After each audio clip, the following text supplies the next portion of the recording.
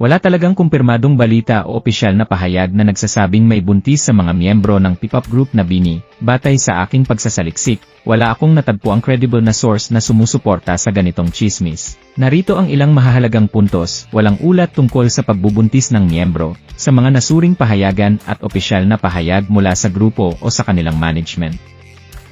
Walang nabanggit na buntis ang sinuman sa mga miyembro ng BINI, tulad nina Aya, Colette, Maloy, Gwen, Stacy, Mika, Joanna, o Sheena. May ibang kontrobersya at isyong na-address. Noong Mayo 2025 naglabas ng pahayag ang grupo kaugnay ng kumalat na kontrobersyal na video ng ilang miyembro, kasabay ng mga kaibigan kung saan humingi sila ng paumanhin at nagsabing nagkamali sila.